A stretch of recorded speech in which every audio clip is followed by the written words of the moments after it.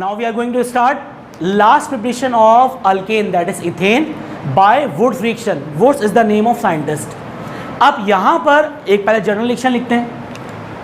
When alkyl halide reacts with sodium in the presence of dry ether, we will take 2 moles of sodium and 2 moles of alkyl halide. Sodium reacts with halide to form their halide, sodium chloride, sodium bromide, sodium iodide. ये formation करेगा 2NaX और 2 alkyl radical आ गए. यहाँ पे एक आ गया R और यहाँ पर एक आ गया R. अब हमें जो फॉर्मेशन करनी है, हमें फॉर्मेशन करनी है किस चीज़ की? इथेन की. इसकी 2 कंडीशन है वुड फ्रिक्शन में.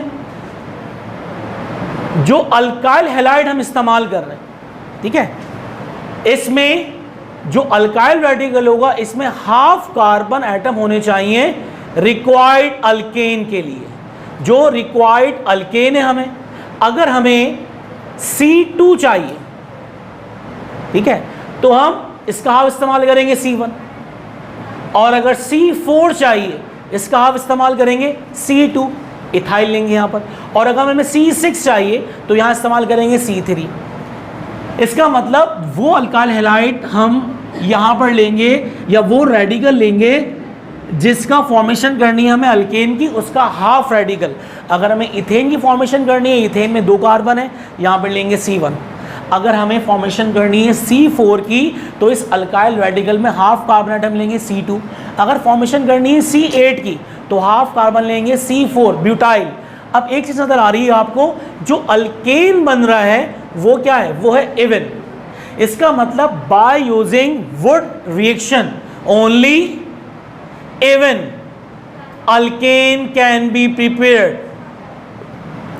सिर्फ एवन अल्केन प्रिपेयर्ड कर सकते हैं. C1, C3, C5, C7 prepared नहीं होगा. तो यानी कि यहाँ पर हमारे पास कुछ कंडीशंस हैं. पहली बात ये, वुड फ्रिक्शन के लिए हमेशा ड्राई ईथर इस्तेमाल होगा एज सॉल्वेंट, और 2 moles of sodium reacts with 2 moles of alkyl halide.